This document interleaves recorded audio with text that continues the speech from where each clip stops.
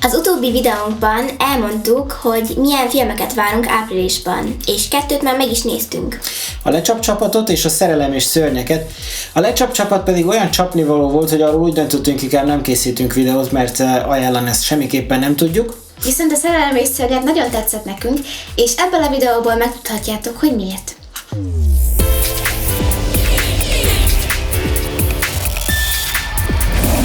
Sziasztok! Üdvözlünk benneteket ismét a Two Generations csatornáján, ahol a legjobb filmekről és könyvekről beszélünk 2 különböző generáció szemszögéből.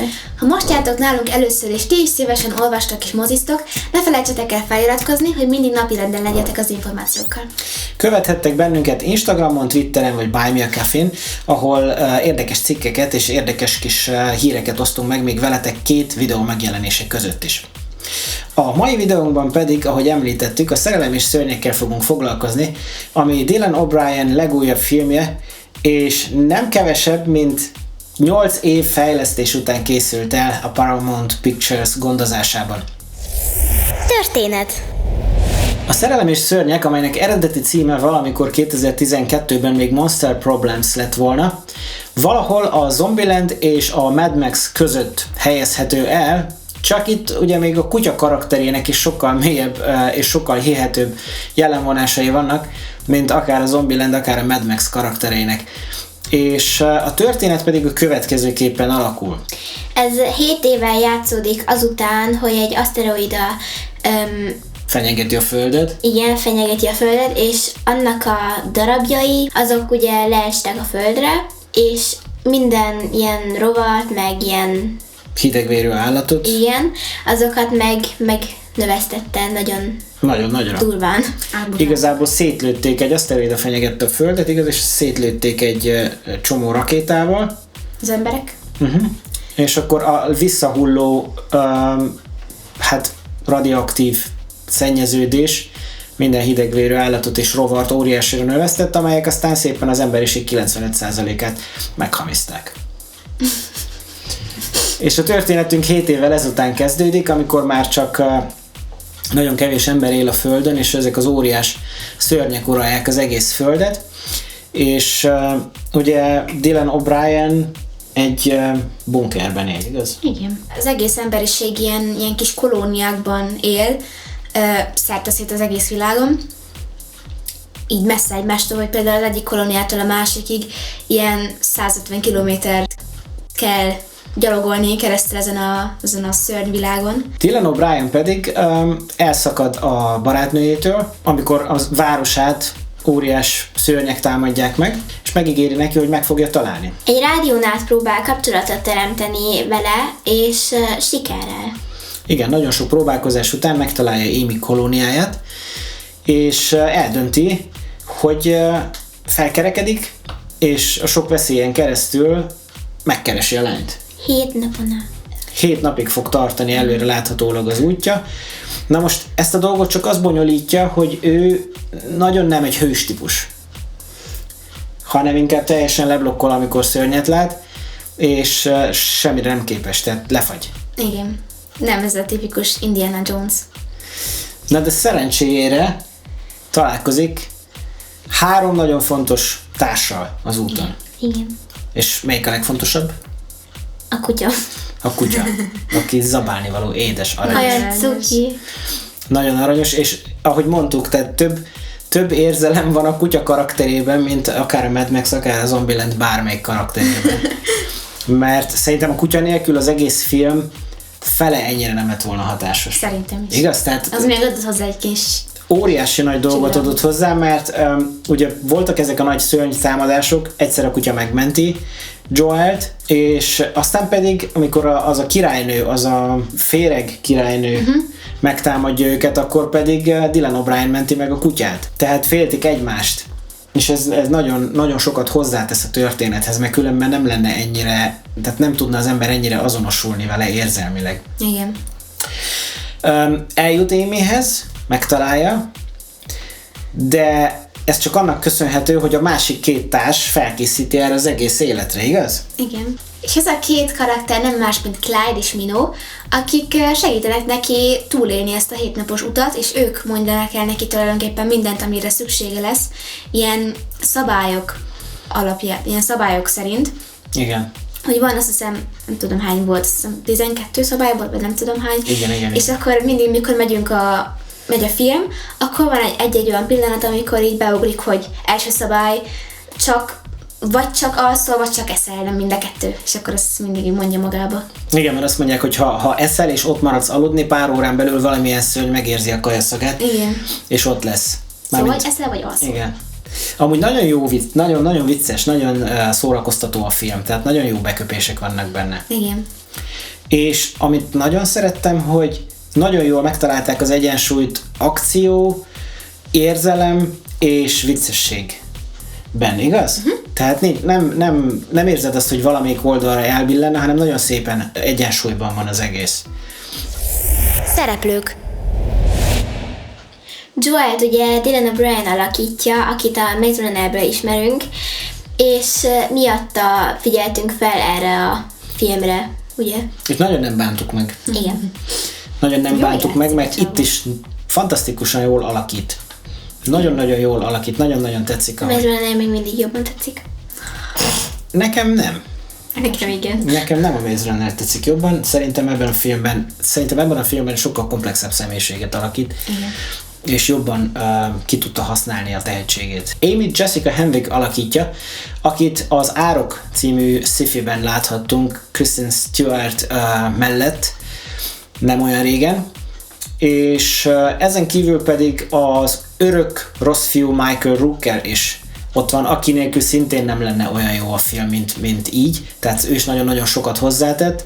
Őt a Walking Deadből és a Galaxis védelmezőiből ismerhetjük. Egy szintén ismerős arc Ariana Greenblatt, aki Clyde-nak a kis társát, Minhót alakítja. Őt, Ariana Greenblattet az Avengers Endgame-ben láthattuk már, ahol Gamorának a fiatalabb verzióját alakította. Érdekességek.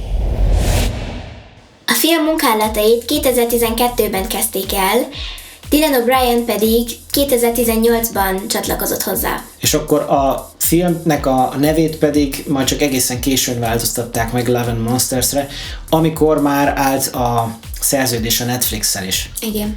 Mert hogy a Paramount Pictures, aki a filmet készítette, először mozi megjelenést szeretett volna, és ezt mi sem bizonyítja jobban, mint a magas színvonal, amit a film készítésénél ugye sikerült elérniük, ugyanis a speciális effektekért például egy Oscar jelölést is kaptak már. És még az sem biztos, hogy nem kapják meg érte az Oscar-díjat.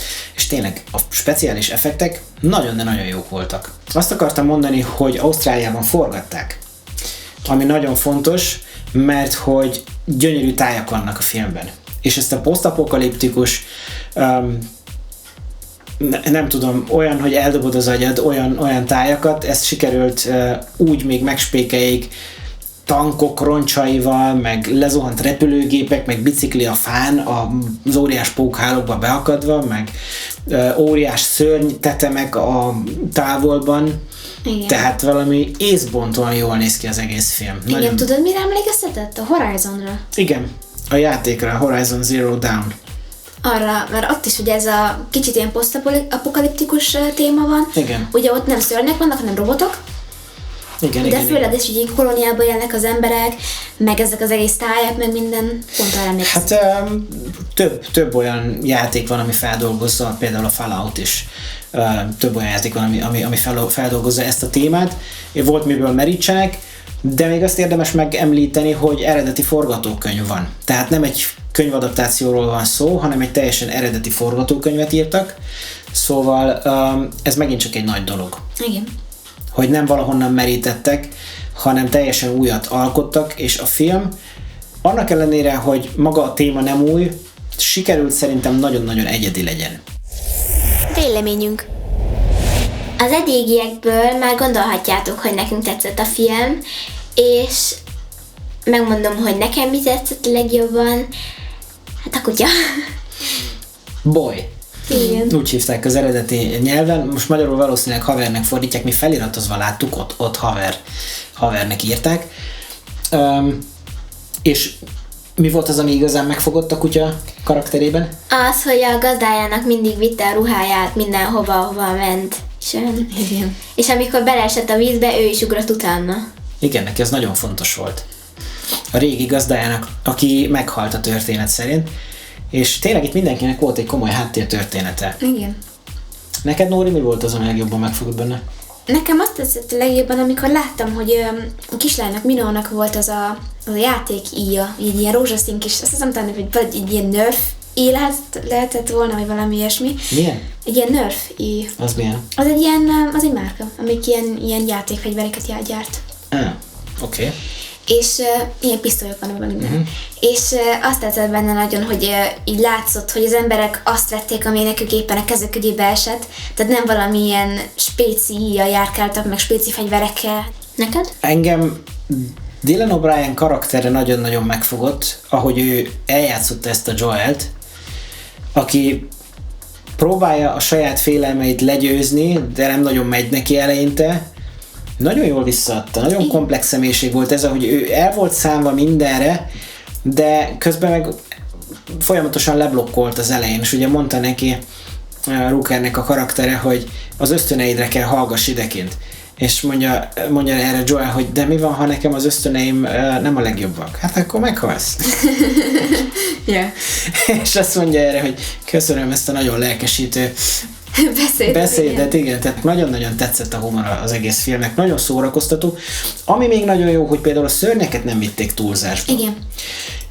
Ez az egyik. A másik pedig az, hogy amit viszont láttunk, azokat láttuk közelről, és nagyon kidolgozottan. Tehát nem az volt, hogy megjelenik egy szörny, és az egész sötétbe történik, árnyékokkal lefedve, hogy még véletlenül se láthassuk igazán, hogy az elnagyázott 3D munkát mondjuk úgy egy kicsit eltakarják, hanem amit láttál, az itt komolyan ki volt dolgozva. Világosba, igen. Amikor egy szörny megjelent, akkor tényleg a feszültség a tetőfokára hágott, mert nem arról szólt az egész, hogy most lépten-nyomon szörny, hanem itt nagyon nagy szörnyek voltak, és amikor egy megjelent, akkor az tényleg komoly dolgot jelentett. Igen. Ami még nagyon-nagyon jó volt, ez a robot, ez a társalgó robot. Mavis, igen, ennek a jelenete, az még nagyon tetszett. Egyel i helyett. Ezt szerintem szintén nagyon jól kitalálták, igaz? Tehát már maga ez a robotnak a kinézete is, meg ahogy viselkedett. Igen. Joelnek is volt egy olyanja, csak az nem működött. Igen.